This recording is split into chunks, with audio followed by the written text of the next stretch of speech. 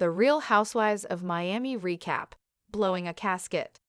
Less than a minute into this week's episode, Julia starts sobbing while practicing opera. I don't know a better television show. She's still reeling from her altercation with Verdi last week, which she tells her instructor all about, saying, "The water got spilled all over the place." What an incredible and artful way of rephrasing the fact that she threw water on Gertie. But that's just the beginning. She ends up fully trauma dumping on this poor opera teacher. For as much as this fight has apparently affected Julia, Gertie is still trying to recover from it in a very similar way, sobbing. She cries to her husband that Julia violated her in front of the girls for their entertainment. That last bit is what I find particularly interesting because it demonstrates that part of what Gertie has a problem with is that this wasn't even an authentic outburst. It was for the show. It echoes something she said during the fight itself about Julia producing. The offense hits harder if it wasn't even from a real place. Since the pair ultimately don't cross paths in this episode, we can put a pin in this.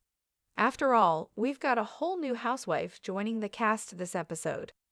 We meet Stephanie as she boards her private jet with Larsa, whom she met by way of Caroline Stanbury, naturally. It was love at first sight, Larsa says, but Stephanie's telling is a little different. I didn't want to meet her. But why are they on this plane? Though Larsa thought they were just getting lunch. Stephanie is apparently taking her along to go pick up her dog, Pebbles, so they fly from Miami to Orlando, which is gross. That's a drivable distance. The dog can handle a car ride. But instead, we get a carbon footprint in the shape of a massive Louboutin. Having missed the hubbub at the wedding, Lisa meets up with Marisol and Alexia and asks them to fill her in on all the drama that went down. They share Larsa's story about Jody going nuts when they were in Milan, yelling at her, and having crazy eyes. Lisa denies the story completely and wonders what Larsa meant by crazy eyes. Gee, I wonder what that could mean. He simply has big eyes, Lisa maintains, like a Furby. Simultaneously, Larsa is retelling the story on FaceTime with her friend Jack. But I'm less interested in what she's saying and more interested in how she has to keep swiping away notifications throughout the call. One, seemingly from Instagram, even gets blurred by production. Somebody tell Larsa about Do Not Disturb. While Lisa was acting like she was hearing all of this gossip for the first time, she accidentally let it slip that she already heard what Larsa was saying, but won't reveal to Marisol who the mole was. She's no brat, she says, but she's furious that this conversation was happening when Larsa knew she was with her dying father. What happened next almost made me fall out of my chair. There have been nearly 2,000 episodes of the Real Housewives franchise at this point, so for these women to still find new ways to shock me is beyond remarkable. But my jaw dropped when Lisa reveals that she texted Larsa a photo of her dead father lying in his casket with the caption, "This is what I'm dealing with." Marisol and Alexia are speechless. The craziest part is that Larsa never brings it up the whole episode.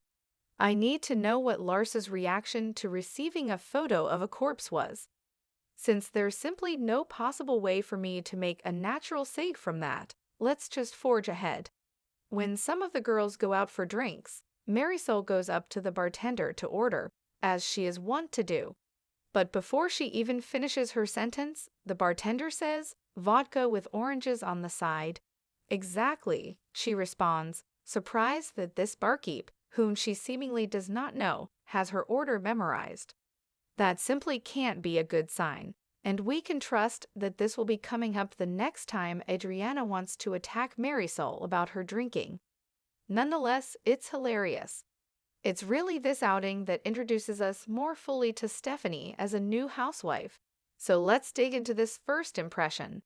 As is always the case, we're judging her based on very little, but that shouldn't stop us from forming bold, decisive opinions that will likely change completely by next week. It's our way as Bravo fans. We learn that she met her real estate mogul husband when she was 26 and he was 50. She makes a stink about Alexia being late. and won't let Larsa move her Birkin. I don't like her. In these two brief scenes, she seems to have a sour aura that, so far, I'm not enjoying watching. That being said, those qualities could be what make her a great housewife. Her one saving grace comes when she breaks this snooty facade and talks about growing up on a farm and fingering chickens for eggs.